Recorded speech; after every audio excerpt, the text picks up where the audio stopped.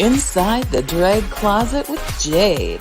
Join Jade, DeVere, and her fabulous team of guests as they discuss all things drag, from wigs to makeup to performances and everything in between. Join us at WLFE-DV.com for upcoming shows and more.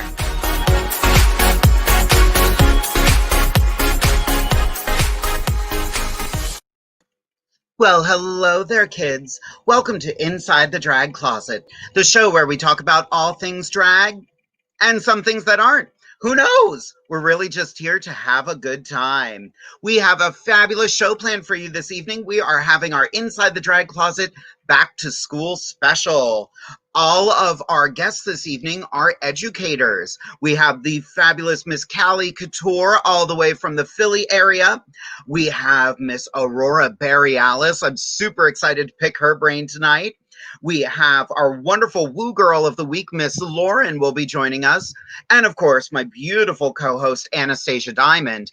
But I can't get the show started without a little who, what, where. Who am I? My name is Jade DeVere. I am the host of Inside the Drag Closet here on WLFE-DB Radio.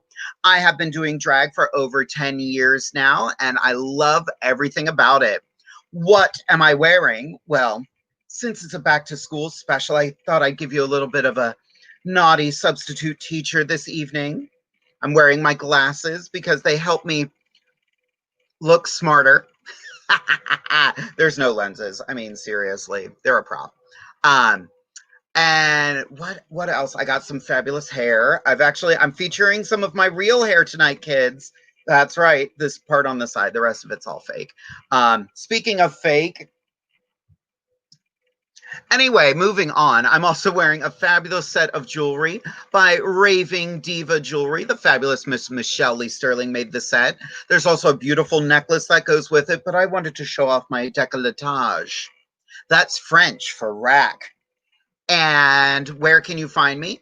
Well, like I said, you can find me every Wednesday right here on WLFE-DB Radio's Inside the Drag Closet.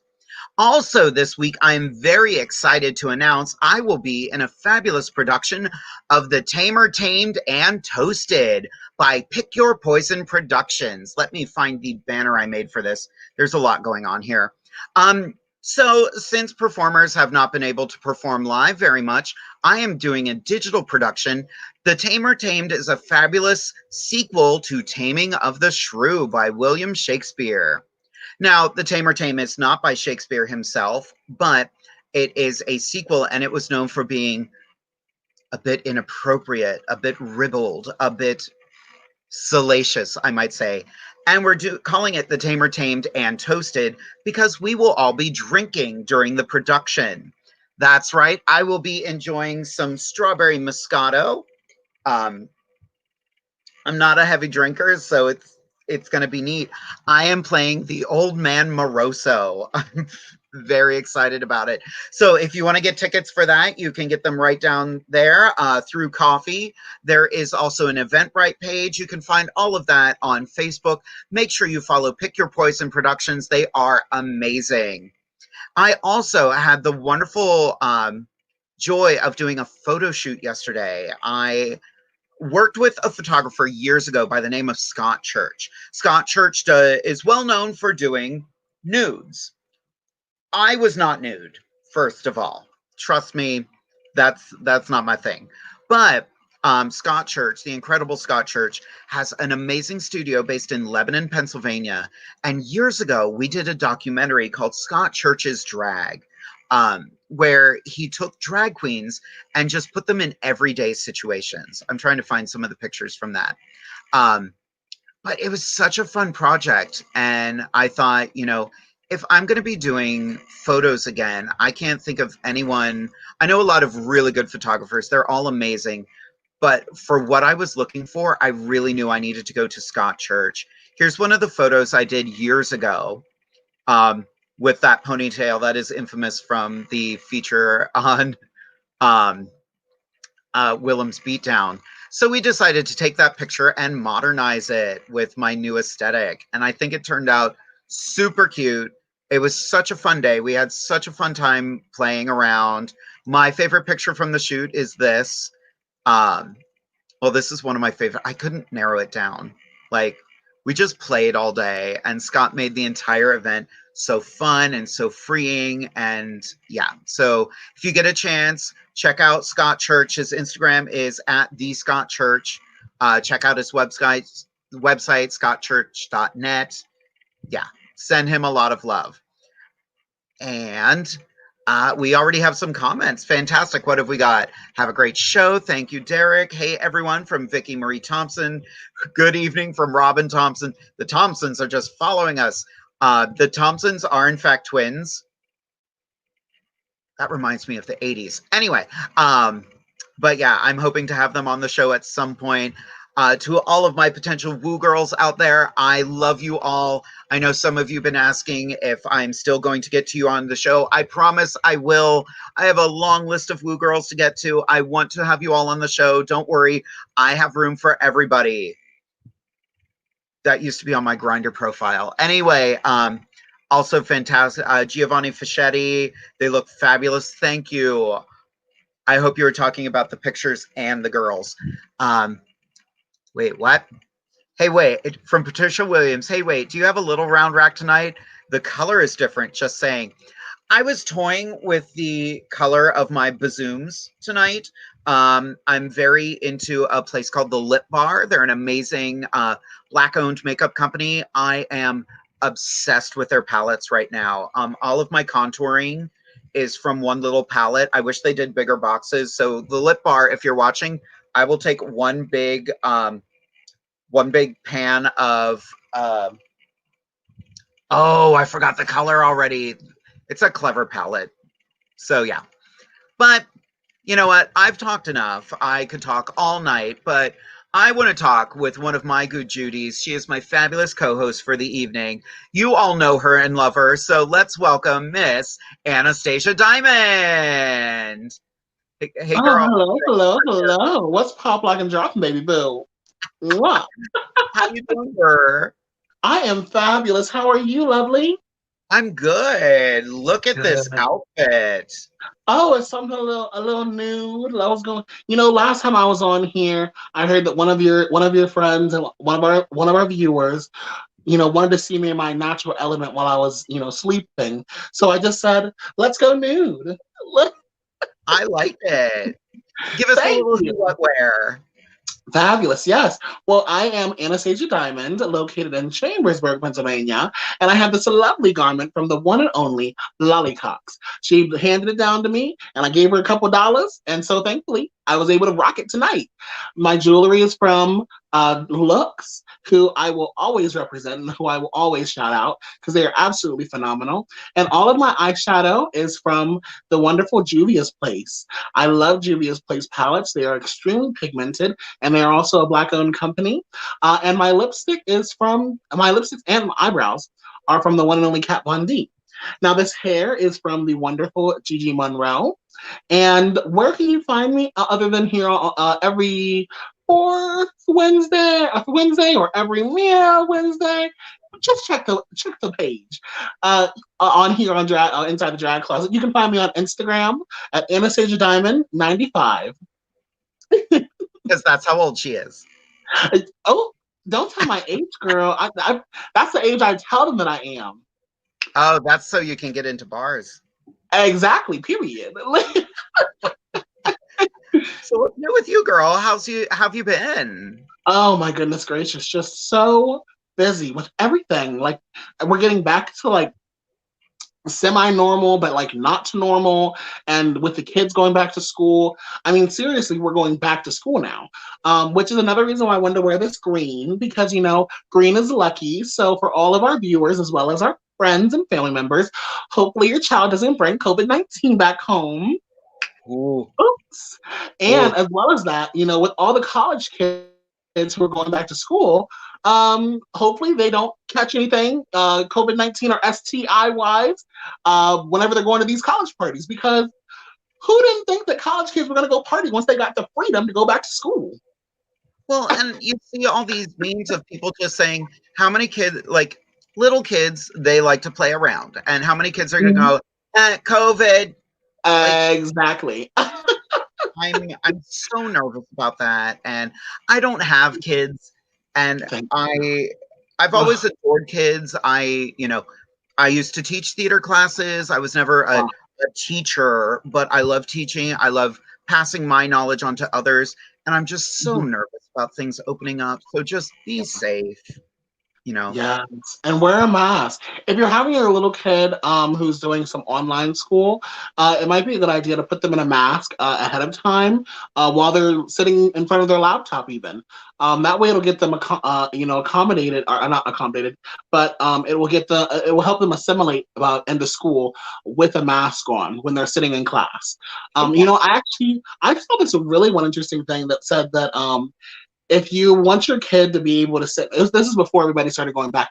If you want your kid to feel normal wearing a mask while they're having to sit in front of the teacher, like a kindergartner or whatever, make them wear their mask whenever they're playing on their tablet to watch these little silly little things, YouTube Kids, and all those other little silly shows on Netflix.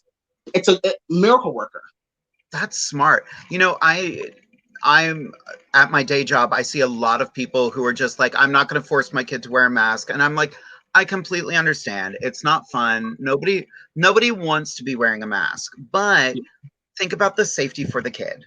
Think about, any number of things could happen. Just try to get them used to it. Yeah. Well, I love how you say, no, go ahead, honey. I'm sorry. I hate that I'm not very tolerant to people who are not doing the mask thing. And I understand people do have reasons for not wearing them, but try. That's the thing. I see so many people who don't even want to try. They just want to shoot it down right away.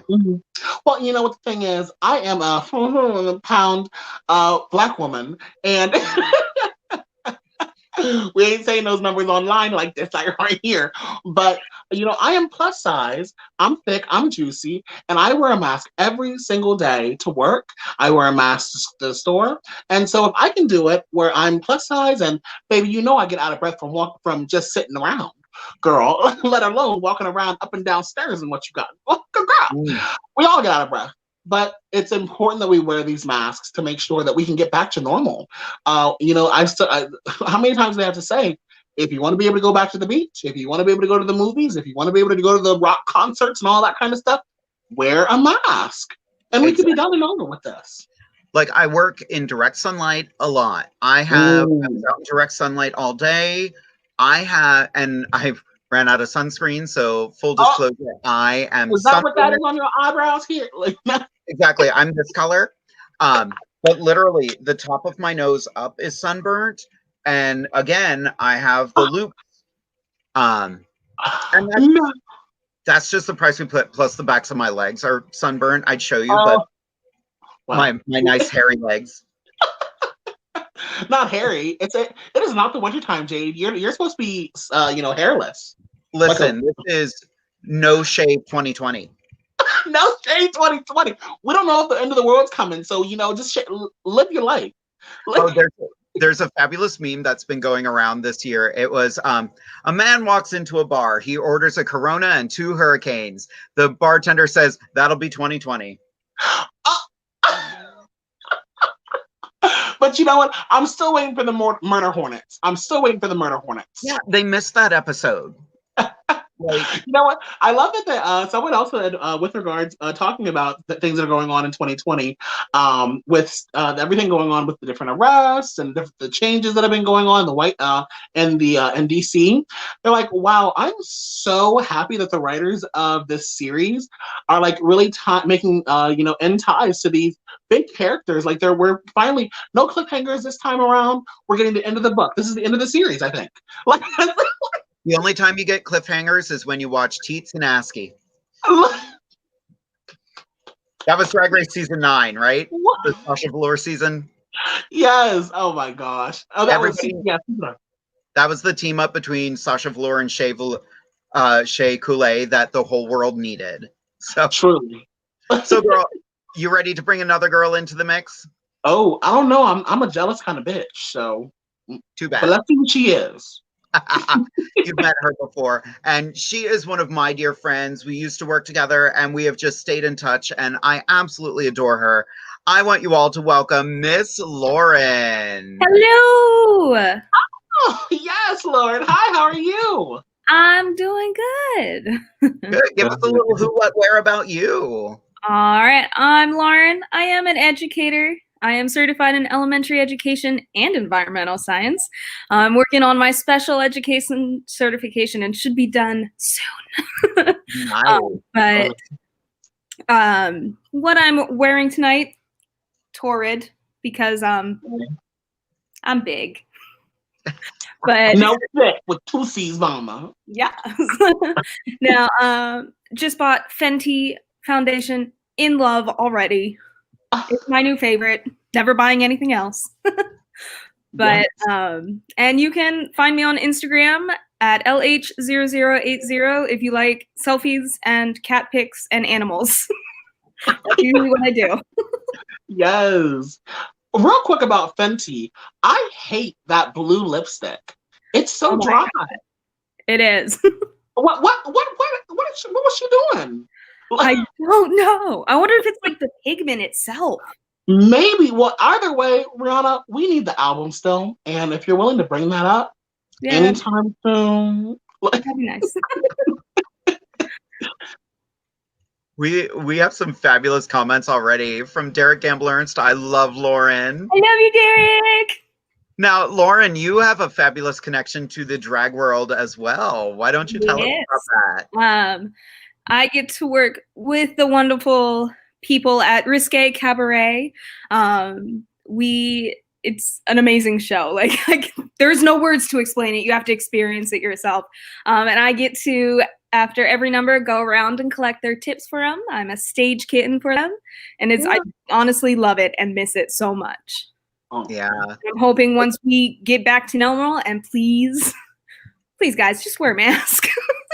Like, it's not that hard. I got asthma and I do it for 12 hours at a time. Got asthma and she thick with 2 C's. Wait a minute. So like, it is so much fun, and hopefully next year we can get back to it. Yeah. Mm-hmm. So Lauren, I'm gonna throw both of you on the spot for a second. I'm gonna have Anastasia answer one thing you've always wanted to ask a drag queen. Surprise. Oh my God. I normally like to have preparation for this. Oh God. Preparation H. Right? And the tricky thing is Lauren's kind of in the scene, but what's one thing that you've always maybe seen backstage that you just have to ask? I don't like, I know there's lots of people like that would use tape, and I'm like, doesn't that hurt?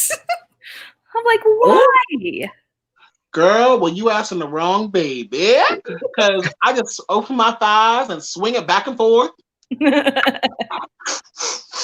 And then finally, when it's back to the back, I close it, clamp it shut, and they never open for the rest of the show. Yeah. When I gotta go pee, I use my finger, like off of Scary Movie. Yeah. It comes out of the tip there. How dare you? Yes.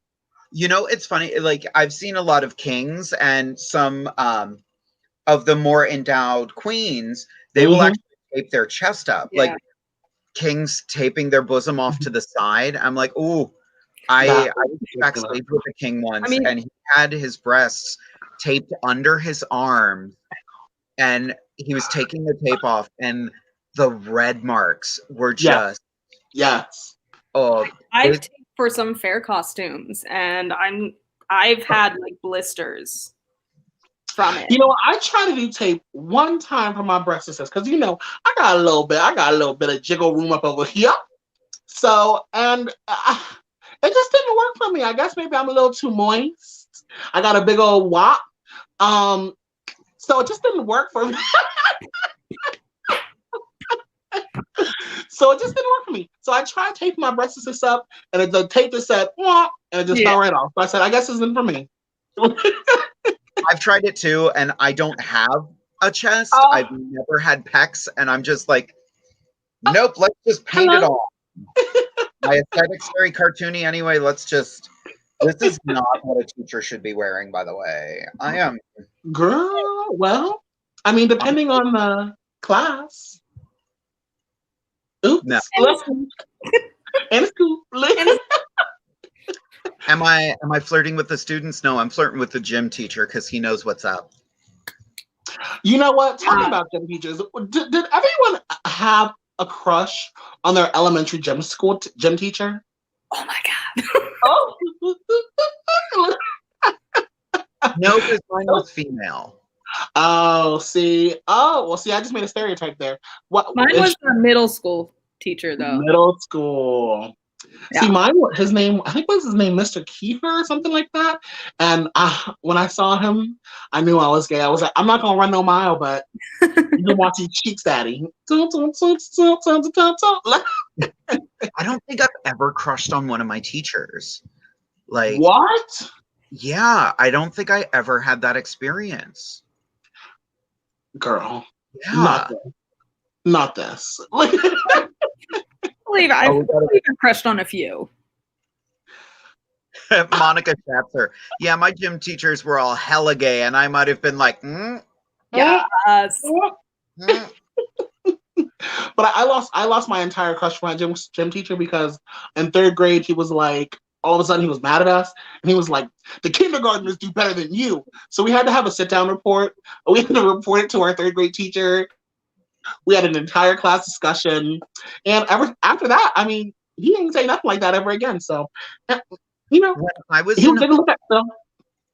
in high school, like I did not like that all of the boys' gym classes were like super aggressive, super sports, super things. And I was watching the girls' gym class. I'm like, they're doing modern dance. I'm going over there. And I actually transferred to the girls' gym class. Nice. I still use the boys' locker room, but I was in the girls' gym class because I'm like, this aligns more with my career path. Yeah. Like, what year was that? Was that in high school then? That was high school. That was okay. The late 90s. Oh, wow. But yeah, like it was unheard of for me. Yeah, I was gonna say. How did you get backlash? Oh, I was constantly getting bullied anyway. So I was like, what else are they going to do to me? Wow. You know, I was in show choir. I was in color guard. And I had a girlfriend the whole time. I think she watches the show. Anyway, but what else can they possibly do to me? Yeah. Like, I was almost kicked out of school at one point because I was receiving death threats. Yeah, I was the problem because I was getting threatened. It's just so interesting how, I mean, and it feels like nothing has really changed. We did just get one really amazing story out of, I believe, Virginia, where the Supreme Court has decided that a trans student is allowed to use the bathroom of their chosen gender, which is, I think, let me pull it up here really quickly. It was not a reward, but a victory. There we go. A victory for transgender student Gavin Grimm. And this was on the Fourth Circuit. And they sided with him and stated that schools cannot discriminate against transgender students when it comes to bathrooms. So, I mean, things are starting to change. But the fact that this kid had to go to court 5 years ago. Come on now. I will still never understand that argument. Why, like, you go to the bathroom to use the bathroom. Like, what else is there to do in there? But the thing is, you know what? That's a lie, because sometimes some boys in elementary school, they go in there and they be playing with the water and putting towels and all that kind of. Maybe that's the reason why they don't want to have because they're like, the girls' bathroom is clean. Like, right? Leave the bathroom clean. I saw another fabulous meme and I loved it. It was how to modernize bathrooms. Bathrooms with urinals, bathrooms without. That's it. Yeah. Yeah. All it has to say. And by the way, folks, if you don't like if you don't like inclusive bathrooms, you might have to segregate the bathrooms in your house because they're all unisex. You know.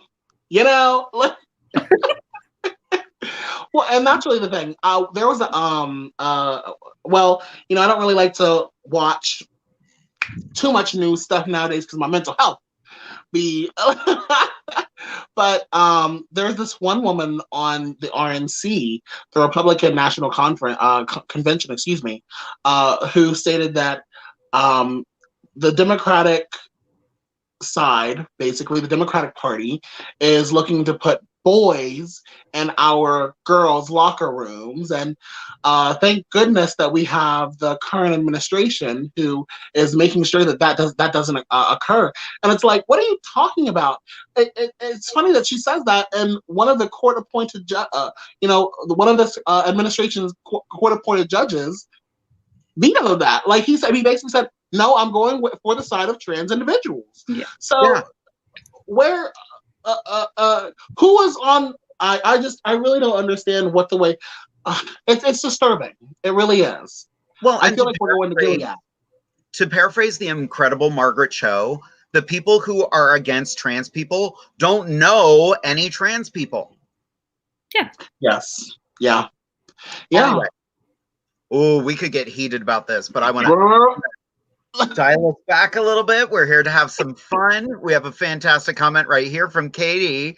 Hello, Queens. Hey, Lauren. Hey.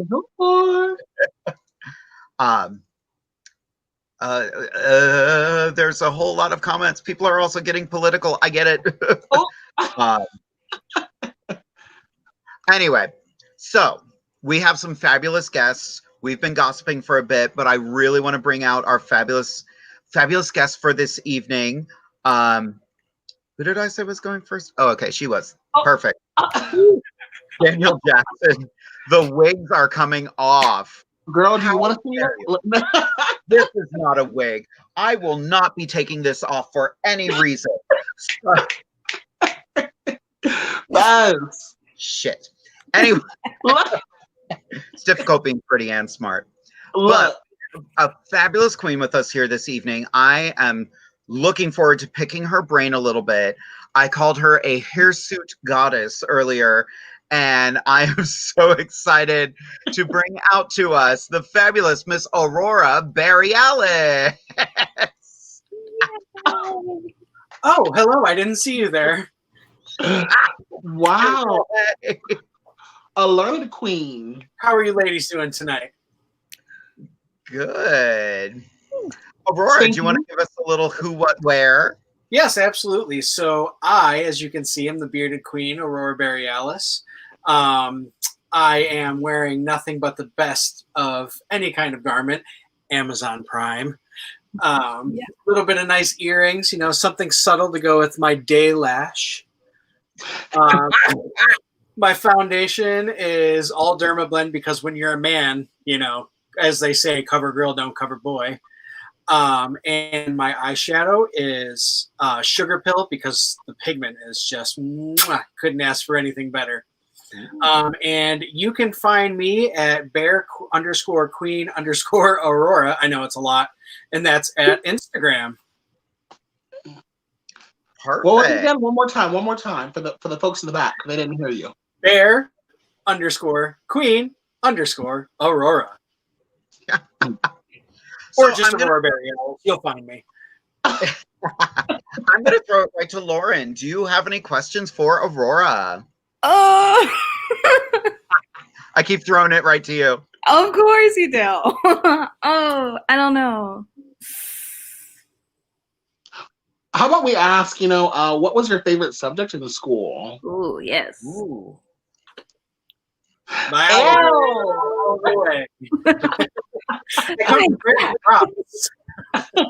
Why biology?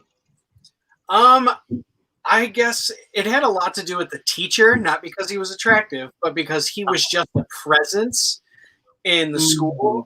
He did a little bit of everything, and he really made biology fun. So I learned to just love it. Mm-hmm. Wow. There aren't enough science teachers out there who are actually willing to jump in and make science fun. It's at least some of the teachers that I had, they were like, Jesus Christ, did you die? Because I died. Right? I died listening to you. Yeah.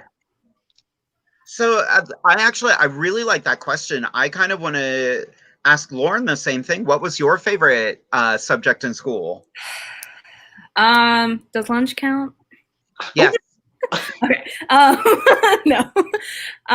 Honestly, sciences. It was just something that like clicks in my brain that you could give me something random in math to do, but I couldn't do it. But I could balance equations all day. Like, you want me to do it? All right, I'll do it. But no, science is a huge thing. How about you, Anastasia? Girl, you know what? I used to love doing choir until this heifer came in there and took my old teacher's spot. And we had beef before. So it was choir for a minute there, but then I moved on to math. Because, you know, you can always use college algebra in your daily life. Not. I use it every day when I balance my checkbook. Girl, how do you do that? Because I teach that in school. Like, I don't know what a checkbook is either. I just use a credit card. Swipe. God. I love that you all have like favorite like subjects that were my worst. Like I have dyscalculia, so it's kind of like dyslexia but with numbers. Like numbers just confuse my brain for some reason. So math was never my thing. I hated the sciences, and I think like we were saying, that was a lot to do with the teachers. Like nobody really made it fun. Like the coolest thing in my science teacher's room was the, you know, animals in formaldehyde, but that lost its appeal on day one. So like I was a show choir kid. Like I was all about the arts. You know what? Talking about formaldehyde and animals, did y'all all dissect frogs? Yeah. I had a pig. You had a pig. Well, you know what? I think I dissected a frog, and in my college they dissected cats, which I was like, where'd you get the cat from? But that's formaldehyde. You said what, girl? I said the cat came from the ASPCA. Girl, don't get us taken off the air, girl. But you know what? That formaldehyde made me so sick to my stomach. Like it just stunk. And we did it for like 3 weeks. So are we still dissecting these frogs? Right. I remember like I was fascinated by the process, but I was also like I was, you know, figuring out myself. I was that kid in school who started like, I'm a witch now and I'm very into witchcraft. Now later I'm like, okay, I got some of that message right and some of it I got wrong. But I was very much like, I'm not okay with this. I'm not okay with the fact that this animal died so that I could learn about it. Yeah. So I still did it, but I was not happy about it. I was a very conflicted kid, if you couldn't figure that out. I like this question, and I'm going to have Aurora start with this question just because it's fun. From Monica, what would you do during recess or lunch while in school? Oh, God. I was a bad kid in high school, so we did a lot of stupid things. Definitely started a couple food fights here and there because, you know, well, I shouldn't have wasted my food now that I know how big I would have been. Oh. That's beautiful. Lauren, how about you? I'm pretty normal in like elementary and middle school. High school is when it got fun because I was like, all right, this is me now. We had our lunch table, like we had the long ones and then we had round ones. So our group of friends always sat at a round one. We were called the Pirates of the Round Table. So yeah, no, we definitely just like lots of shenanigans. Nice. During lunch. Girl, well, I can just say we didn't have recess for very long. We just had it in elementary school, and then they were like, "You're done. You don't need no more recess."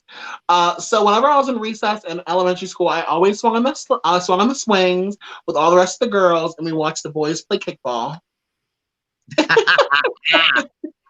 Nice. Yeah, I loved recess. My elementary school had a fabulous playground. I got in a lot of trouble because I learned how to swear very young.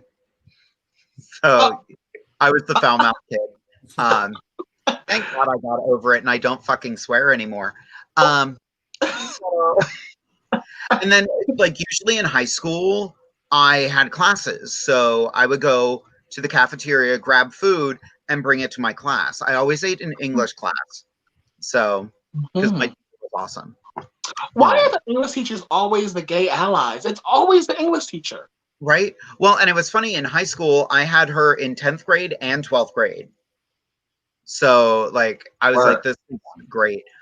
She got really mad at me because I didn't like my classmates that I was supposed to be in. So I tried to go to a lower English class, and she was like, "But you're not right for that. Your skills are good for that." And I was like, "Yeah, these are people threatening me, so I don't want to be in this class." So my senior year, they completely redid my schedule. Okay. Yeah. And I So, was the problem.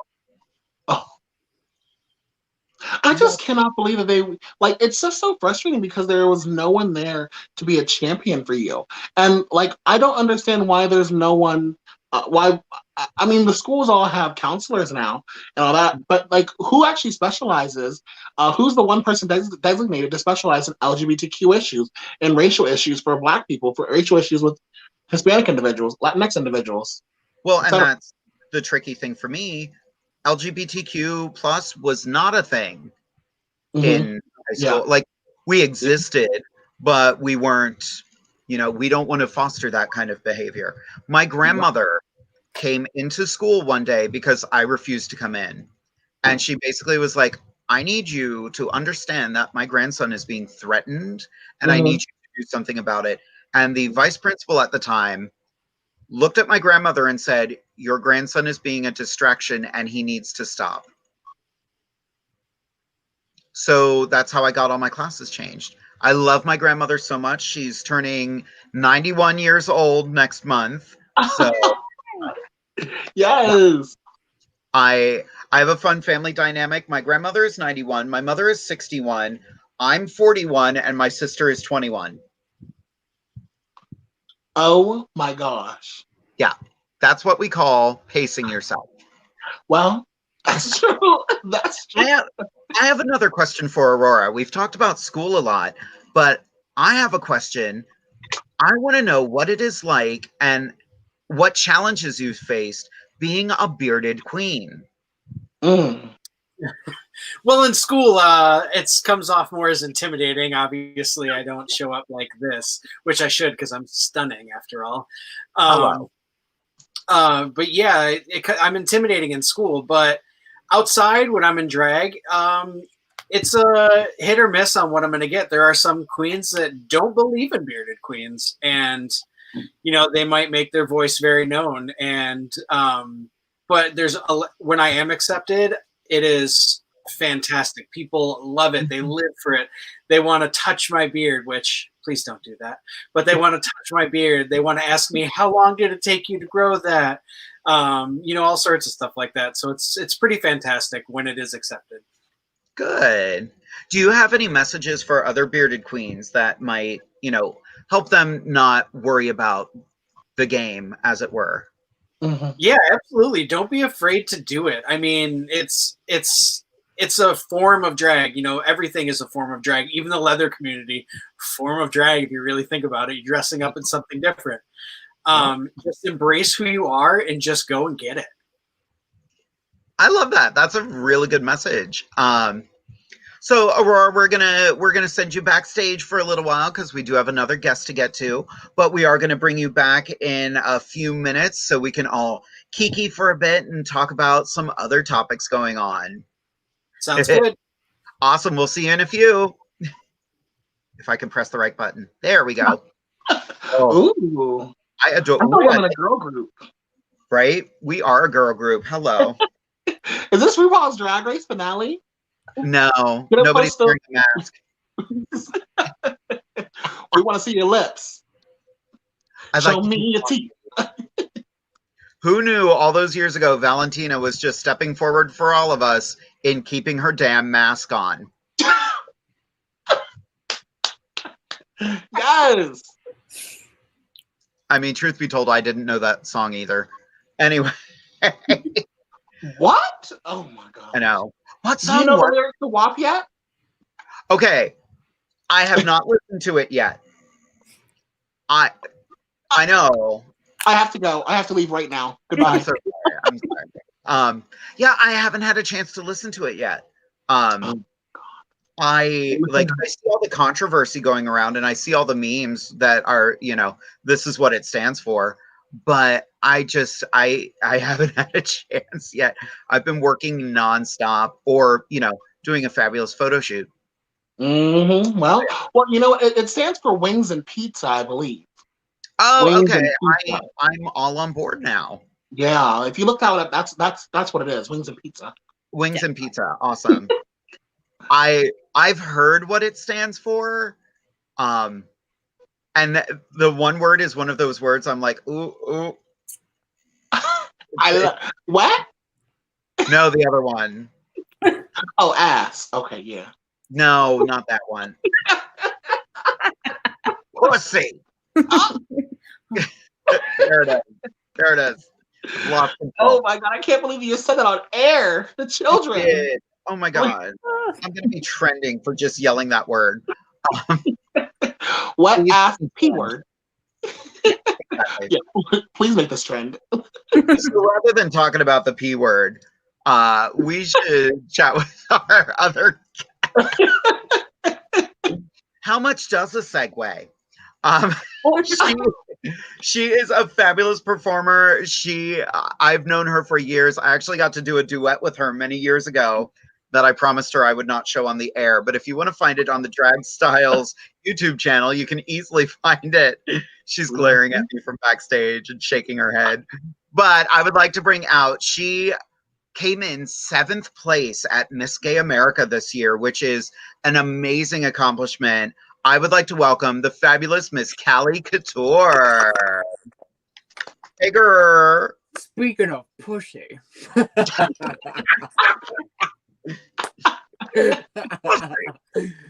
Hi guys, how's it going? Hello. Good. Give us a little who, what, where. All right, so my name is Callie Coutour. I come to you from Lansdale, Pennsylvania, which is the suburbs of Philadelphia. Originally from Elizabethtown, Pennsylvania. So, Jade and I grew up very similar, very close. When I was growing up, we were very, very close. She was working in Mount Joy. Yeah, she was working in Mount Joy, which I met Jade on my 16th birthday, not even knowing that it was Jade. Wild. Yeah, but we'll get into that later. What am I wearing? So I am wearing a lovely little Fashion Nova that I had, altered. Love me some Fashion Nova. I rhinestoned. The rhinestones that I'm wearing currently are Fancy by Design. I love Fancy Dismount's stonework and jewelry capabilities. My nails are Nails for Queens, or Nails by Queens, I'm sorry.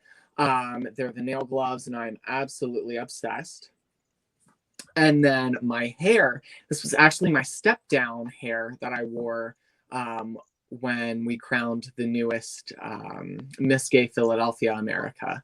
So yeah, giving you a little slutty teacher realness gigorama going on, Mm-hmm. I love it. Bend you over my desk and spank you with a ruler. I was giving Callie flack earlier, and this is totally not a read, but she's giving me very much Dorothy Michaels from Tootsie. And I know they just did it on Broadway. Girl, I know you have the acting chops for it. You might have to do a talent number now. 5, 6, 7, 8. Here we go. So, Callie, you are also an educator. Can you tell us a little bit about what you do? Yes. So went to Lebanon Valley College and got my dual certification for early childhood education. So that certified me pre-K to 4th grade. And then I'm also certified in special education, which I'm certified kindergarten to 8th grade.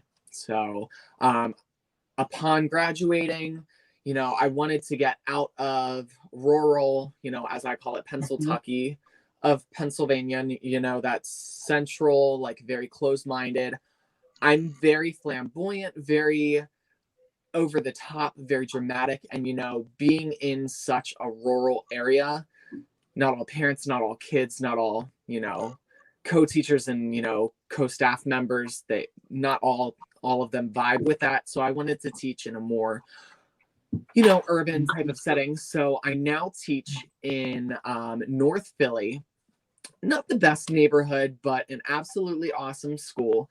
I've been there for 3 years now. When I first started, I was learning support. So that's special education, kids are very high functioning. And what that means is, you can't really tell that they have a disability, but, when it comes to doing homework assignments, maybe like reading, maybe math, that's when you can see that there is, a type of disability that manifests. So it's kind of those invisible disabilities. That was my job. And then I switched over to third grade, and I've been teaching the little hellions ever since. I will never forget, I was doing a gig and Callie came in to show support and to just be loving and adorable, and she was like, I'll be back later, I gotta go pick up a gerbil. Real story. Yeah, that definitely happened. And it was the class pet. I needed to get a class pet because I promised them, they earned it. I set goals for my kids, with their behaviors, and wouldn't you know, those motherfuckers earned it. So, so here I was going and getting a hamster. Well, girl, I'm just happy that you didn't put it up your butt. I thought that's where the story was going to go. Thank you for that not happening. I tell you this much. So hamsters are escape artists. And unfortunately, he did get out. And he found himself underneath the fridge. Yeah. So unfortunately, hamster didn't really, make it. But we have 2 guinea pigs now. So those are our class pets. It's Buzz. We have Buzz and Woody, our 2 guinea pigs. Oh, that's cute. Because I'm a Disney guru. Love it. Yes. I love everything about that. Yes. Oh my gosh. Yeah. So that's the scariest thing about being an educator, really, especially with the youth, as a queer individual, specifically queer male identifying or male expressive individual. How do I navigate myself in this setting to make sure that I can be an advocate and be representative of the community, but then also not put myself in a situation where someone could be accusing me of something that I know I didn't do, and that I've worked very hard. I've worked very hard thus far in my life to get where I am, and to have it be brought down to one accusation, it's scary being an educator, especially for the youth. Yeah, absolutely. One also too. So, like, no matter what school setting you're in, you'll always face some type of adversity, and some type of challenge. So, when I was student teaching in like the Lebanon area, it was very rural, and I really had to fight to show my parents, yes, even though I'm over the top and dramatic, that's benefiting your kids. But now on the flip side, I'm teaching in a predominantly Black school where there's not many, white students. So not only do I have, where I am now, the small fish, large ocean, but more importantly, there are so many like gender roles when it comes to the Black community, specifically with how men should act. And I've really noticed that with a lot of my male students. So it's just very interesting to see those types of like differences, because the things that I would do as a kid, my students would never be caught doing, just because of those gender roles, especially in such an urban setting where gender stereotypes are so prominent.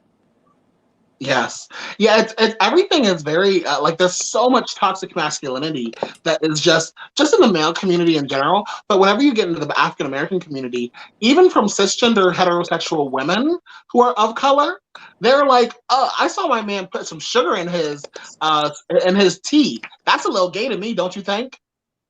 Oh, there's a whole thread on Facebook about like my man just ordered a dessert. Time to dump him. Yeah. I'm like, Oh man. I will And eat honestly, this all day, like, and I have. it's so real though. Like you see it Mhm. starting out literally even in elementary school. It's Yeah. so real. Mhm. Well, and You that's the know? thing. You swing on the swings versus play kickball, and that makes you feminine. I just like to fly. I just like Exactly. feeling like I'm flying. Word. But getting into that kind of what you said at any level, this can affect you. Have you heard the story of Alex Morris? Yes. He is a Democrat, a to-be Democrat, and he is. I believe that he's trying to get into. He's trying to get into Congress somewhere, either Senate or House. And there are people who are against him from the school that he used to work for, stating that when he was 25 years old, and he's a gay man, by the way, a queer male. At 25 years old, when he was teaching at this high school, he was on Grinder and Tinder, and because he was on there, people felt like they were uncomfortable or that he was trying to attack them. But no one has actually come out and said specifically, he messaged me and he tried to get my nudes or was, creepy or whatever have you. And it's coming out that this is actually a narrative from the right wing, from the current incumbent, the current person who's in the seat, making it so that these college Republicans are putting up this fake story against this gay man. So it's nothing has changed. It's still identity politics, and they're still using this gay man's identity to try and make him lose his seat, or to make him lose the seat. I wish we could have. I was saying this at the photo shoot yesterday. I would love for us to go through the next year Mhm. or up until the election and have to tell everyone, all right, you can continue to run ads. However, you cannot talk about your opposition at all. Talk about the Exactly. good things you've done. Don't try Exactly. to shame the other person. Like it's gotten so Mhm. negative that Mhm. oh. Anyway, Lauren, you've been very quiet. Sorry, I'm listening. Do you have any questions for Callie? All right, back to education. Was there a teacher in your schooling career that kind of made you think this is what I want to do too? Oh. Yes, absolutely. So which is wild. I never had this teacher, but I would walk by after school because my mom worked at the school. So I always had to stay after, for her to finish up her duties and responsibilities. I'd walk by Mrs. Bartle's classroom and she would always be tutoring students and she would help them with math or with reading, but she would do it in a way which was so musical, literally. That's awesome. Where she would take her guitar and sing, like the order of operations, or she would sing, she just made memorable teaching moments with students, and it was just so cool. So when going through middle school and high school and thinking about careers, I knew I wanted to do something with the arts, but I didn't know exactly what. So I tried music education. Wasn't for me. I don't do the whole classically training music. Yeah. Even though I have in the past, that's not what I wanted to pursue. But then, reflecting, Mrs. Bartles, I never got a chance to have her, unfortunately. When I was in 3rd grade, she passed away of breast cancer. Yeah. Oh, so, God rest her soul, but she left that imprint, and I didn't even have her.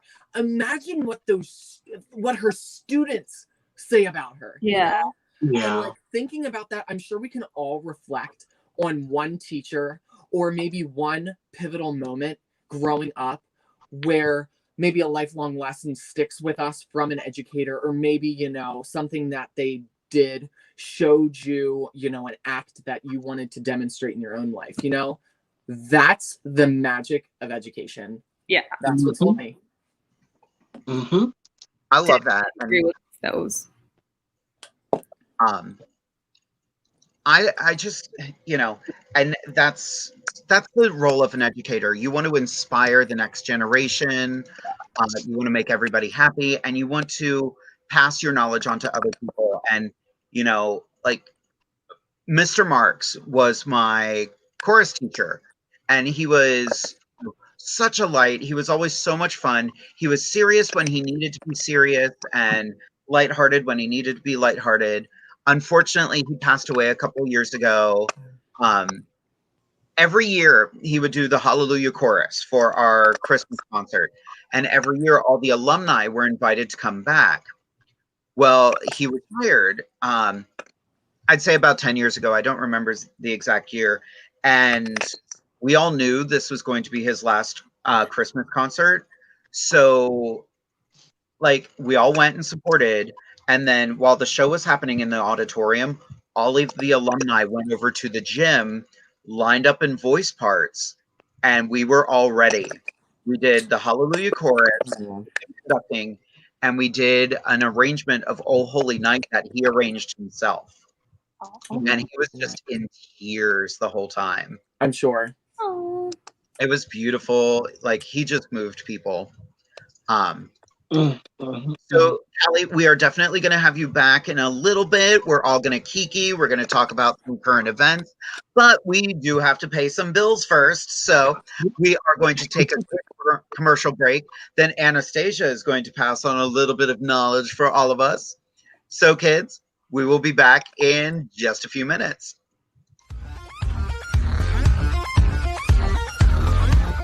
Hey everybody, this is Ted from Talk with Teddy and WLFE DB Radio Network. Let's talk about this network for a second. It's very unique and it has different shows with different topics that you won't hear anywhere else. First, let's say our shows cover a wide range of topics. Paranormal to horror, skeptical to believers, and all types of variety shows. You won't be disappointed. In fact, we found, not by the limitations of audio, that we have added video casting as well. Do yourself a favor and check out a show or two. The full schedule is lined up on WLFEDBRadio.com. In fact, there are past shows as well that you can check out. So remember, WLFEDBRadio.com. Now here's a few of the podcast hosts that also carry the WLFE DB Radio brand and shows. Our shows can be heard on Spreaker, Deezer, iHeart, iTunes, Google Play, Spotify, and more. So check out WLFE-DB.com.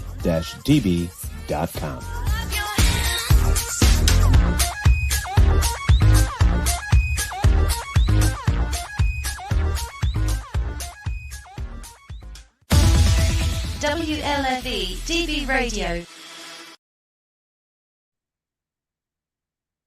All right, yes, WLFEDB. I absolutely am so happy that we have been able to snag this wonderful opportunity to be on the to create this have this platform to speak on queer issues and to elevate queer voices.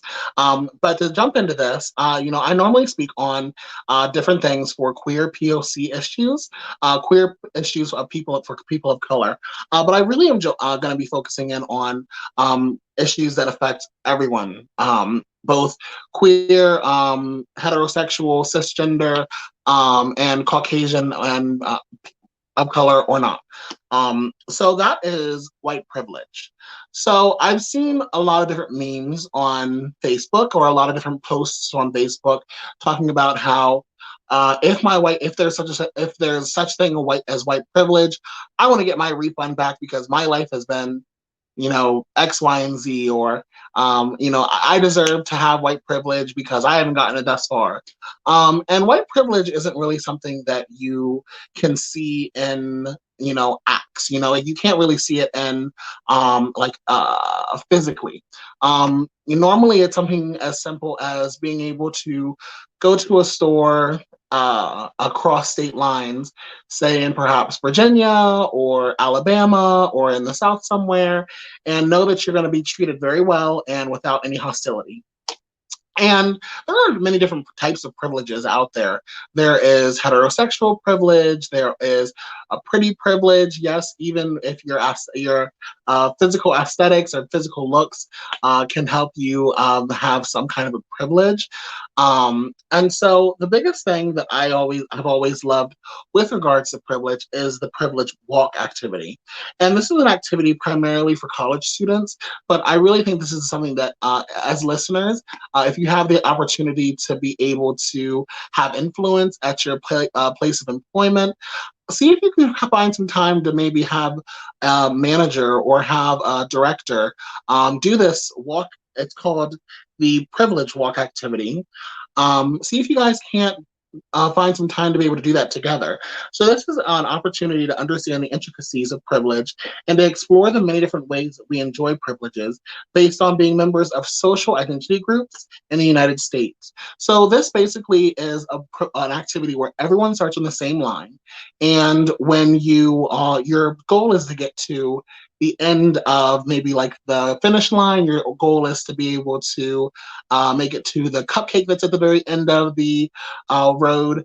And you start to ask questions like, did anyone think that they had experienced an average amount of privilege, but it turned out that more or less that they thought? Excuse me. If English is your first language, take a step forward. If you were encouraged to attend college by your parents and family members, take a step forward. If you grew up in an urban setting, take a step back. And this is a set of about 20 different questions. And at the end, you can see a lot of disparity between everyone who is in the same position, whether you guys are, this is primarily why it's done with college students, but if you guys are all on the same level at your place of employment, we all have the same drive to be working here. We all have the same drive to be educating ourselves and to further ourselves. But look at how far this person in the back, who was raised by a single mother, who grew up in an urban setting, who X, Y, and Z, versus someone who had both parents, who had didn't have to take out student loans for their education, etc., because their family paid for it for them. Look at how much closer they are to that cupcake. Another really great thing is Peggy McIntosh's Unpacking the Invisible Knapsack. And the biggest thing, quote, comes from this is, I was taught to see racism only in individual acts of meanness, not in invisible systems conferring dominance on my group. And I just would like you guys to take a little bit of time, perhaps tomorrow or this weekend, to take a look at that, the list of things, and check and say yes or no. I can arrange to protect my children most of the time from people who might not like them. I can be pretty sure that my child's teachers and employers will tolerate them if they fit school and workplace norms. My chief worries about them do not concern others' attitudes towards their race or sexuality. And this kind of gets into what Jade was talking about a little bit earlier. I mean, she had the entire school against her, and it was for nothing else other than the fact that she was different. She was a kid who enjoyed theater. She was a kid who enjoyed dancing, and she was the problem. We need to really think about the statistics that are out there and make sure that the statistics that we are looking at are not skewed to fit the majority. Because the thing is, the word for normal just means, or what's what the majority are doing, is just what more people are doing. It doesn't actually mean that it's right or wrong. It just means that more people are doing it. Take a little bit of time to check out these two different things. The Peggy McIntosh Unpacking the Invisible Knapsack, as well as the excuse me, the privilege walk activity. I saw a wonderful version of the privilege walk. It it was a video, and basically they were like, they lined up all these students, and they're like, we're about to do a 100-meter dash. So whoever gets to the finish line wins. But first, everybody who is Caucasian, take one step forward. And they did it. So there were some people that were really far back. And the upsetting part about it was when they told everyone to go, some people in the front still went and won. Other people toward the front were like, I'm just going to stand right here. I want everybody else to be on the same page. Yeah. And it's, you know, normalizing things is very awkward. There's a meme going around. There's two memes. I shared one of them. And the meme was basically, the original meme was, dude is a non-gendered term. You know, he's a dude, she's a dude, the toaster's a dude.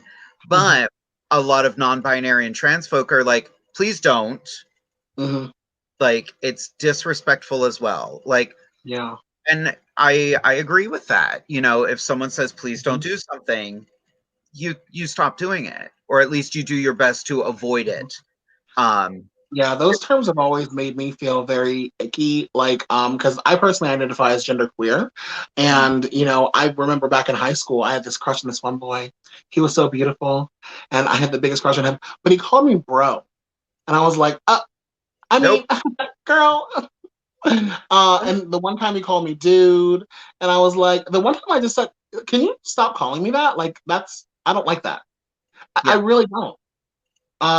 But that whole conversation about privilege and, you know, being able to, you know, check your privilege really comes into play with what we're seeing in the news over in Wisconsin and Illinois, with the young man who decided to go out and shoot at protesters just yesterday, I believe. And, you know, he was able...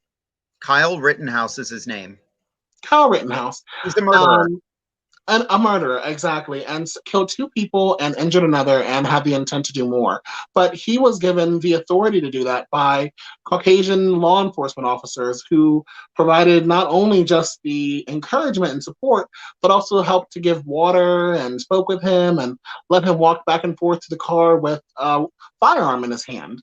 We've seen several individuals who have been shot and killed, who also had firearms, and they were walking towards police officers, and this is at protests for Breonna Taylor and George Floyd and the many other souls that we've lost thus far, who have been persecuted by those who are on who are on Fox News, who are on Breitbart, who are on many different shows here, and you know, it makes me think back to the young man who was killed back in 2013. His name is Kendrick Johnson. And he was found in a mat, upside down, dead, in his school gymnasium. With his organs removed. With his organs removed, yes. And it was deemed accidental. It was deemed accidental. So, you know, we just really need to take a step back and instead of always looking to fight, because I guess the thing is, I normally think that I'm very headstrong and that I'm very, you know, good at being able to take, you know, a lot of force and a lot of, you know, opposition. But it's just, it really, I was watching the Young Turks today, and they really just put it in a very succinct point of, it just makes me feel like everything that we've done thus far has been for nothing. Yeah. Well, to make it empowering, I always try to say there's more work to do. We're not at the finish line. We still have more work to do, and we have to do that work together. Yes, very much so. And that's the thing. I saw something else that said, you know, making a change for queer individuals is not just on the queer community. It takes everyone.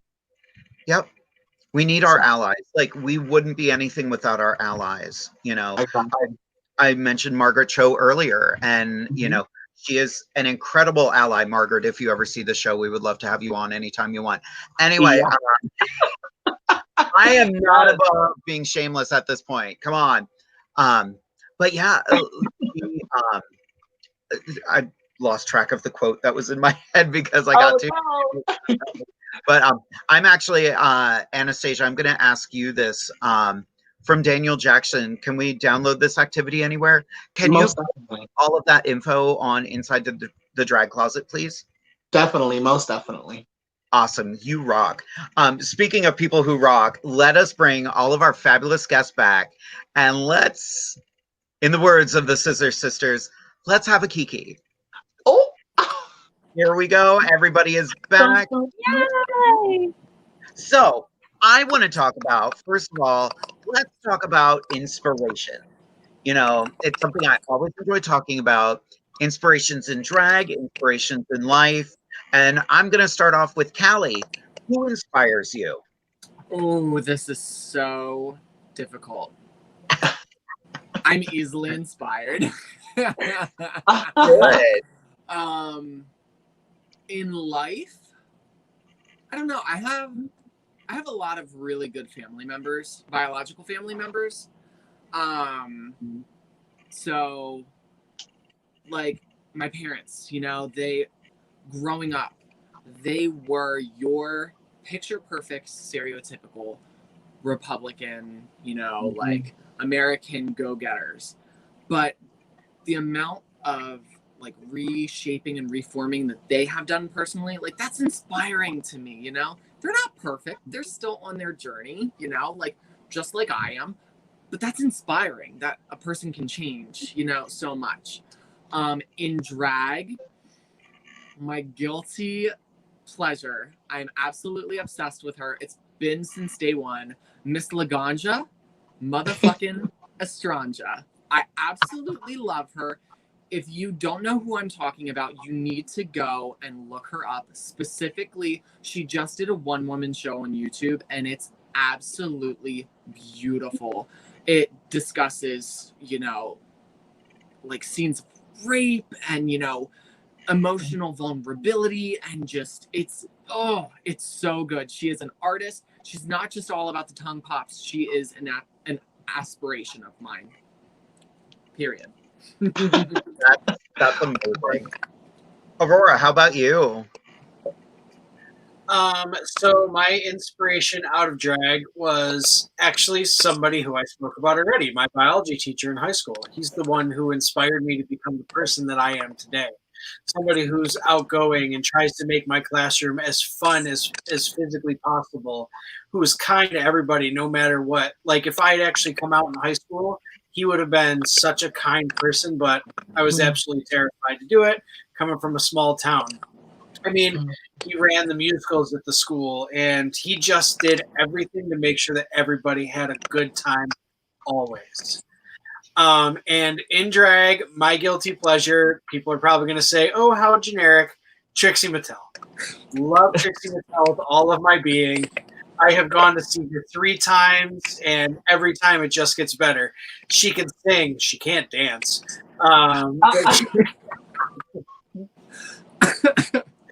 But she can do pretty much everything else, and that's a queen that I would aspire to. I have such a weird story about the moment I met Trixie Mattel. We were judging an America pageant, or I was judging. She was a guest star at it, and we were at the Moose Lodge in Lancaster, Pennsylvania. And they have these weird, like, half spiral staircases, and of course, there's an acorn lift. So the moment I met Trixie Mattel, she's on the acorn lift playing the auto harp, just coming down the stairs. It's just me and her manager there, and I'm like, huh, this is the moment I meet Trixie Mattel. This is exactly how I thought this would go. Yeah. Go ahead, Aurora. Sorry. When I first met Trixie, she called me stupid because he talked about on which is her show on YouTube. She talked about having a bracelet and how she left the tag on the bracelet, and Kati was like, "Oh, you should stone it." So what I did was I got a really nice bracelet, left the tag on, and stoned the bracelet. She immediately laughed, called me stupid, put it on, and wore it in the show. Oh. Lisa, that was actually for me, girl. I spent a lot of time stoning that bracelet. Right? So, Lauren, who inspires you? You're a cosplayer as well. Yeah. Like, I want to say, start with the kids I work with. They inspire me. I've worked in special ed for 3 years now, in life skills. They are the lowest functioning kids. Some are nonverbal, but they try their hardest, and they're amazing. Like, I've been to I don't know how many Special Olympics now, and I just love being able to watch them, and they love it there. So much fun. Like, you see their bad days and you see their great days. I've had days where I was in there crying because I was laughing so hard with them. They are great kids. Kind of in like the makeup and cosplay world, I'm a big fan of Yaya Han. I love her stuff. I love how she's not afraid to cosplay a character just because she isn't that small or that skinny. Definitely, like, she's definitely one that spreads the cosplay. Like, you do you. It's not about looking like the character. It's about you having fun being that character. So she's a big inspiration in the cosplay world for me. That's amazing. I have a signed picture from Yaya Han in her Chun-Li look. Yes. I love it so much. My husband got it for me for Christmas one year, and I was like, yay! How about you, Anastasia? Who inspires you? Well, it's changed so much throughout all my life. Sometimes it's been some school teachers, other times it's been popular figures. But I would say right now the people who inspire me most are Lizzo, because as you always, she is big, she's proud, she does what she wants to do. But as well as that, she shows that, hey, you can be plus size and be healthy as well. And so her being an advocate for the plus size community of women of color is always an inspiration for me. As well as that, I actually started doing drag because of because my friend showed me RuPaul's Drag Race, and whenever I got into college, my freshman year, and the first queen who I saw on season 4 was Latrice Royale. And so Latrice Royale is the biggest reason why I started doing drag, and I had the wonderful opportunity to meet her at the Lodge down in Boonesboro, Maryland. And so, I would say Latrice Royale and Lizzo. But they're all the wonderful women of color out there. Cicely Type, Oprah. We got, thank God for all of our, all the women in the past who have helped us and helped me be here. I love that. That's beautiful. Latrice Royale is one of those people. What you see on TV is what you're getting. Truly. They did her justice. She is so sweet. She's so down to earth. Yes. I met her doing a gig years ago, and it was like running into someone you hadn't seen for a while. Like there was no like, this is my dressing room, you need to back off. It was a lot of, hey girl, nice to meet you. How are you? Yeah. And then of course she wore a gown for the end of the night. You better believe she had Crocs on under it. No. Oh yeah. That's the way to do it. Hey. Jade, we know a queen that wears Crocs. I won't mention her name. Oh. Wait a minute. Who is that? Oh, I know who you mean. She's big, blue, and beautiful. Yep, the fabulous Miss Paula Frost. Yes. She sells her Crocs, doesn't she? Yes, she does. Sure does. I don't know why she hasn't started a business yet. Right. Now I'm trying to think who inspires me. My inspirations change so much. Actually, yesterday, I think for the first time in my life, I inspired me because I was loving the photo shoot yesterday. I was having fun.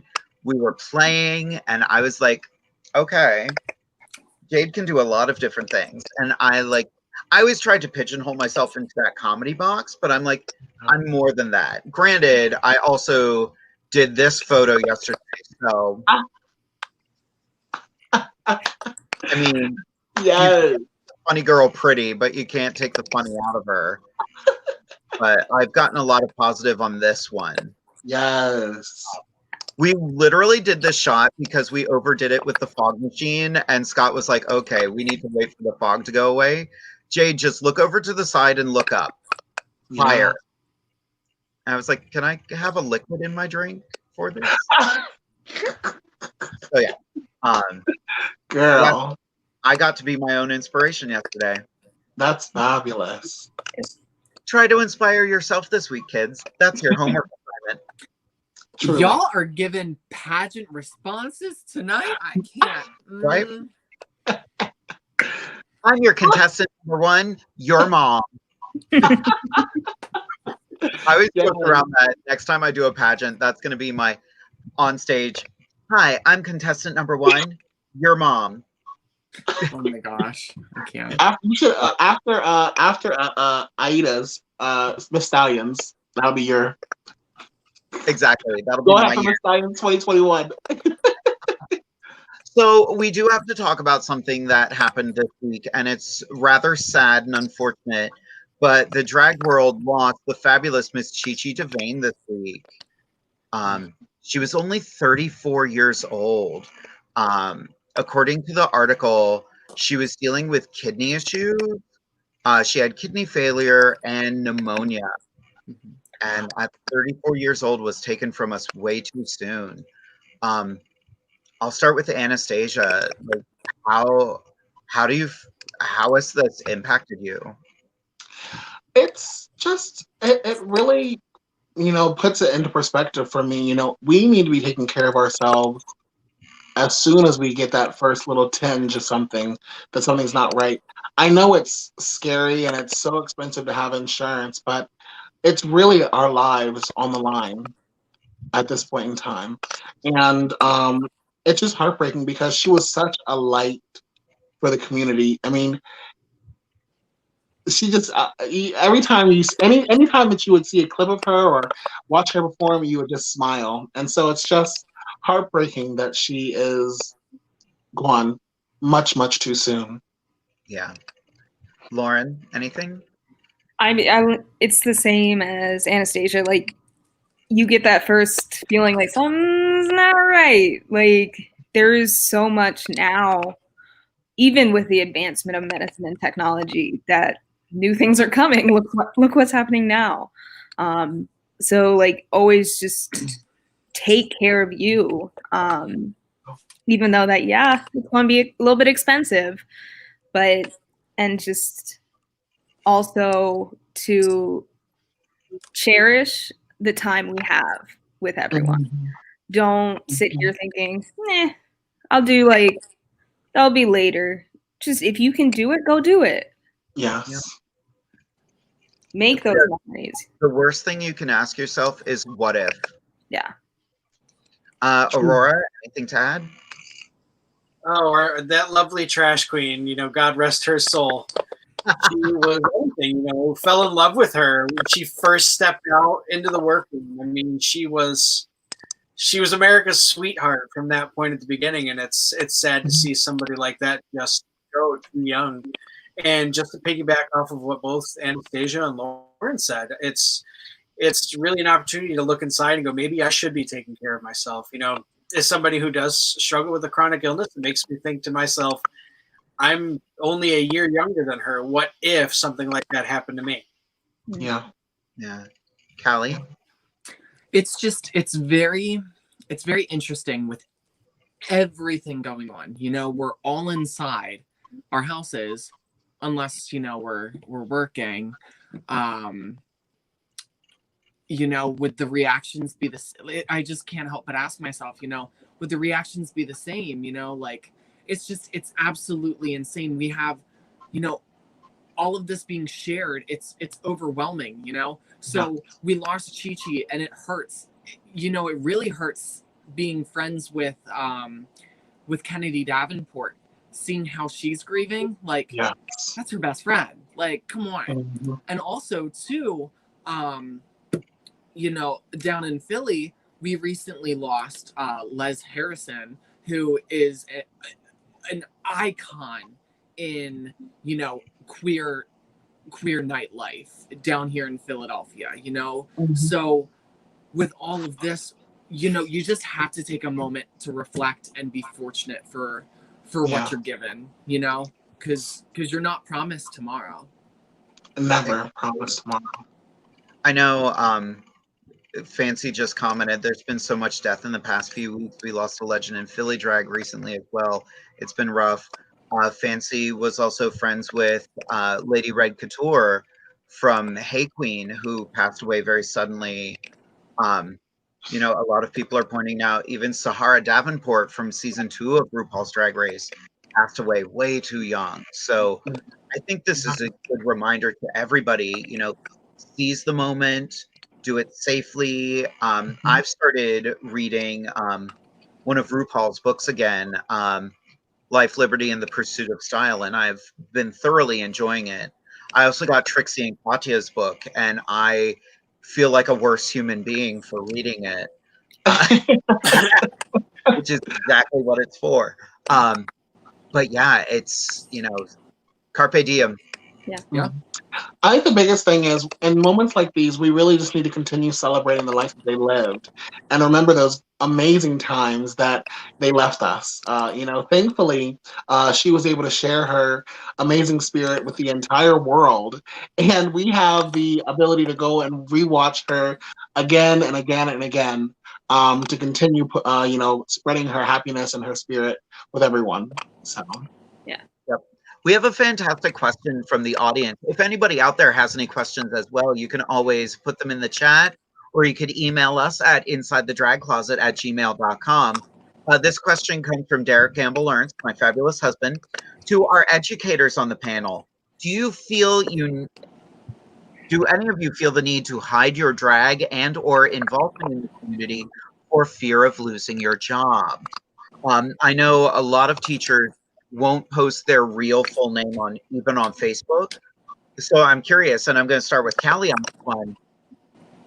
Yeah, so for the longest time, you know, I was very fearful because there weren't any state protections in the state of Pennsylvania, you know, specifically. PA was one of the states that did not have, you know, LGBTQ protections, you know, as a state worker, since educators are state workers. So yeah, I will say this. I am very blessed to work in the school district that I do. When life is normal, usually, you know, once every 6 months, my teachers do an outing at one of my brunches at Vera Cherry Hill with Ariel Versace. Yeah, it's an absolute awesome kiki. But even my principal comes. My principal came to my step down as Miss Gay Philadelphia. It doesn't get any better than that. On the flip side, though, my parents and my students will never see this side of me. And that's my choice. That's fair. You know, when they're older, they might be ready. But who knows, when they're older, I might see them in the club. Well... Aurora, how about you? So I just started a new job at a different school, and I'm fearful to actually come out because I don't know what the reaction is going to be. It's a North Philly school as well, and I know the community there, like Callie talked about earlier, is very oriented in like these are the male stereotypes. I don't present as gay as a male, like you can't really tell, and it's one of those things, like if I do, how are they going to look at me? How are they going to treat me after I do come out? And when it comes to me being in drag, no, I keep that world very separate from my teaching world. My drag account can't be found because it's not linked usually to my real account. I keep my real Facebook account very private. Kids can't find me. I mean, every now and then, you know, I might accidentally slip up to another teacher, but it's one of those moments where you go, oh. And at that point, it's a little too late. Yeah. How about you, Lauren? I know you as well, like, keep things very separate. Yeah, I definitely like to keep things separate, but I don't want to be apologizing for who I am and what I like. That's not me. This is me. Take it or leave it. But definitely, I don't know how some of the other staff would react to me doing the stage kitten thing, or even like my cosplay for Renaissance fairs. Like, I don't know how they'd feel about that. I know some of our students are open-minded. I'm pretty sure one of our 5th graders went to RuPaul's Drag Con at least once.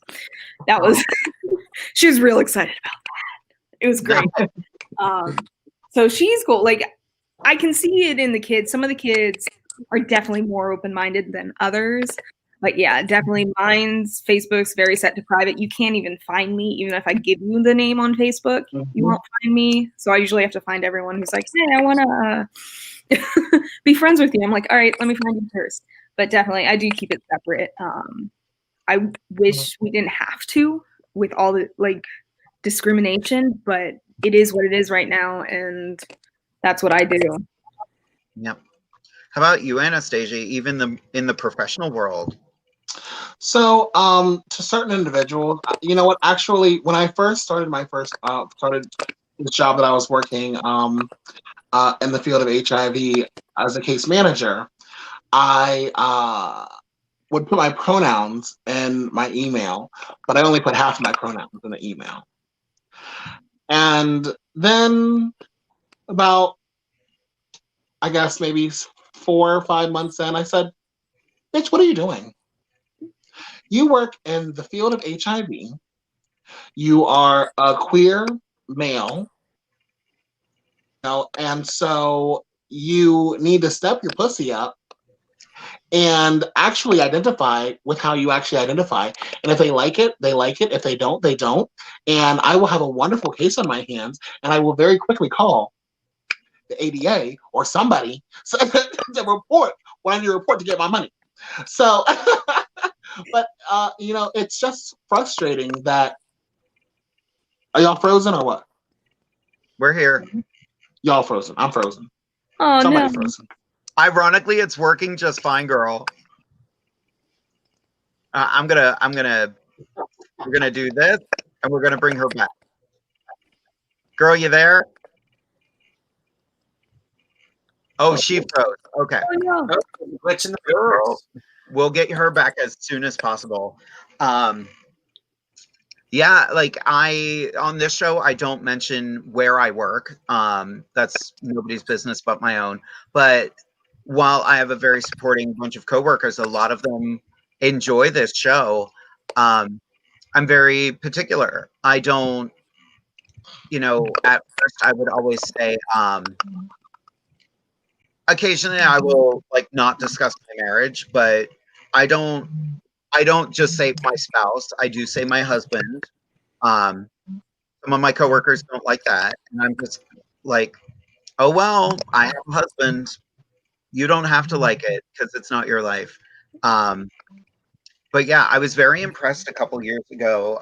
We were opening a new show, and we were frequently getting emails from the people writing the show, and they would always have pronouns at the bottom, regardless of the person's gender identity. And I was very happy to see that. Anastasia, we got you again, right? Yes, I think so. They tried to take me out. I said the P word, and they took me out. What happens? What ass P word, girl? Yeah. But no, I just, I needed to show that I was not afraid of being who I was, because in doing that, I could continue to advocate for my clients. We actually just we have a trans identifying individual who is who is with our organization, and without this individual, and I guess maybe even without me there, they wouldn't have known that when you have a trans individual in the medical field, it pulls their sex and puts it on all their documents. It doesn't matter what you put their gender in as, what their gender identity is, or what pronouns you use, even though why are we collecting that information? It pulls their sex. And, I brought this up to my employer and I said, hey, like, how are we going to be inclusive and providing a holistic, environment and providing this holistic care, for these people, all of our patients, if we're not actually collecting the proper information. So I think that being out for who I am and also showcasing the fabulousness of drag, because nobody believes that I'm drag. Nobody believes my pictures are real, are actually me, because I look like a hag in real life. So I'm like, that's my wonderful little sister. That's my sister. Yeah, you can't tell. And I'm like, just kidding, that's me. And they're like, yeah, your makeup looks so good. Do me, girl. You don't want to look like a clown. But yeah, I'm out all the time. Will you do my makeup? I'm like, girl, you don't want that. Fancy's in commented. Fancy said, I lost a job once that I'm pretty sure was because of my sexuality and lack of a religion at a virtual school, but I can't prove it. And I'm like, that sucks. It really does. Well, and hopefully now that we have protections from the Supreme Court, let's see what happens. But I'm very doubtful that it's going to be. I mean, people still don't want to be able to discriminate against us at a bakery. For God's sakes, we're giving you money, and you want to discriminate against us? What? Well, we can just continue to discriminate for people not wearing masks. Oops. I'll say it again. Quick story about that. Do it. The perfect tie-in.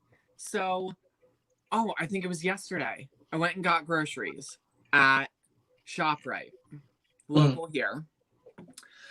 And I'm shopping, getting my produce, getting my carrots and everything, Yep, the whole 9 yards. And this woman and her daughter walk in without a mask and get very, very close to me. And I'm not one to hold my tongue. Like, if something needs to be said, I'm usually always the one in the group who everyone looks to say something because I have a mouth. And it's no secret. But I looked at this woman and I was shopping by myself and I was like, can you please step away from me and go get a mask? Because the store requires it. The woman looked at her daughter and said, oh, this faggot has a mouth. They're getting bold. They are bold. So whenever I hear that word, you're going to get what you ask for. So you are going to get Callie. You're not getting my boy, because I was dressed, in my shorts, in a tank, and in a backwards hat. No, you're about to get this queen, and this queen has a tongue, and this queen has a mouth, and the whole entire store is about to hear my mouth. And that's what happened. Oh my gosh. And was she escorted out, or what happened? Yeah, so the manager came running over. I didn't have to get a manager because my mouth was big enough. Trust me, the entire store heard. Oh my God. But yeah, the manager came over you not wearing a mask. I ask you to wear a mask and you throw that slang out? Like, really? Exactly. These people are both, and this is the problem because people are saying, this is everything that everyone was saying back in 2008. We live in a post-racism world. Obama's president, da-da-da-da-da-da. Baby, you're dumb. Like, you are dumb. Who do you think taught the people in the 50s to be racist? Who do you think is teaching the kids now to be racist? La-da. Like, the people are so... We have a 17-year-old who was supported and going out to support things that are being stated by those who are in the White House. They're being we are not in a post-racist world. We are not in a world where people are, happy-go-lucky. We don't need straight pride because we don't have straight individuals being called faggots in grocery stores for telling people to wear masks. Yeah. Oh, girl, I can't. From Fancy Dismount, mask it or casket, Karen. Period. 170,000 individuals. Yeah. American citizens. That's But not. you're pro-life. But you're pro-life. Yeah, except for kids in cages. Oh. Like, I don't. Let's end on a positive note, shall we? Girl. Yes. We could go on and on about the frustrations of the world right now, but let's leave everybody with a few words of wisdom. So let's start with Anastasia. Let's all center ourselves. Oh, girl. Focus. Wisdom. Inhale through your bosom. Oh, I wore the big girls tonight too. Well, you know what? As always, I always am going to tell you all, because I know y'all are being sexually active, even though we in COVID-19 times, quarantine times. So make sure that you're going to go get tested. The CDC states that everyone should be getting tested for HIV and STIs at least once a year if they're monogamous with their partner. If you have multiple partners and you're having a good old gay time or having a good old freaky time, go get tested multiple times throughout the year. Oh, not a freak. Okay, Jade. Okay. Yeah. Get down. But go get yourself tested to make sure that you're keeping yourself healthy and your community healthy. Wonderful. Callie, anything to leave us with? In a world full of craziness, choose to be wicked. Insert broom handle. No, I'm only kidding. I was about to say, are we doing promo? Right. No. But at the end of the day, like, we all just need to remember that we're going to bed with our head on our pillow, and it's our lives that we lead, and we need to choose how we want to control our lives. Mm-hmm. And fuck them. Perfect. Don't call Callie the F word. Unless you want to see this bitch roll angry. I want to see that. They should have filmed it. Ask for the store tape. Perfect. That'll be your demo reel. Oh my god. Send it into Willem. You'll get on there like Jade did. Right. I won't pass the psych eval for Drag Race. Here's video of her losing it on some dumb. Right? Me beating the shit out of a Karen with a cucumber. Not a cucumber. I mean, that's how you get on OnlyFans. Don't talk about my bedroom antics.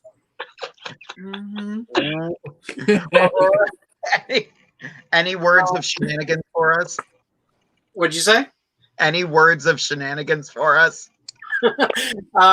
Just embrace who you are.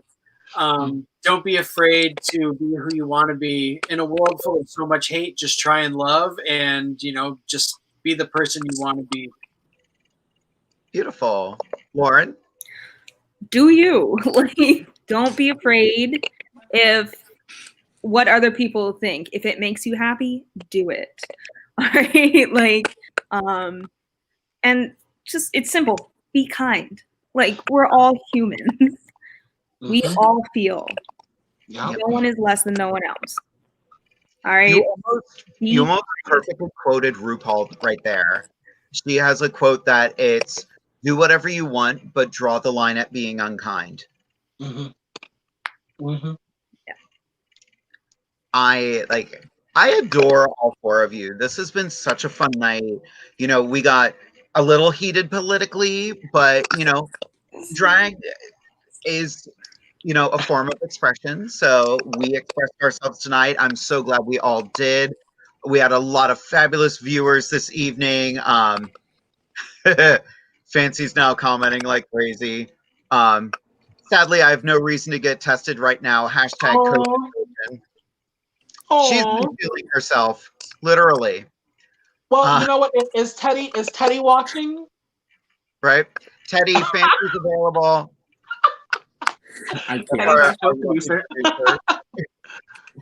I would just like to say, again, I adore all of you. I hope everybody out there continues to watch the show and enjoy the show. Remember, it is Inside the Drag Closet on WLFE-DB Radio. You can catch us every Wednesday night at 10:30 p.m. Eastern Standard Time.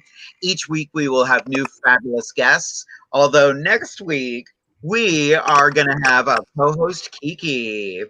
It's just me and the co-host. We had something else planned, but it fell through. We'll do it another time. And I don't know what we're going to do yet. We have some fun plans. So during the week, we're going to come up with anything. If any of you have any ideas of things you would like to see the co-hosts do, you can send them to insidethedragcloset@gmail.com. Also, don't forget to send all of your questions to us.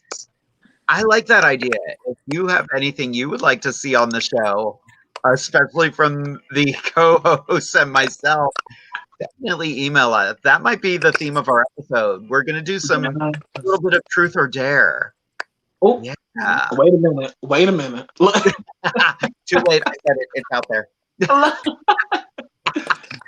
Well, kids, I hope you had a fabulous time joining us. We always have a fabulous time being here, but it's time to say goodnight. So good night, kids. Bye.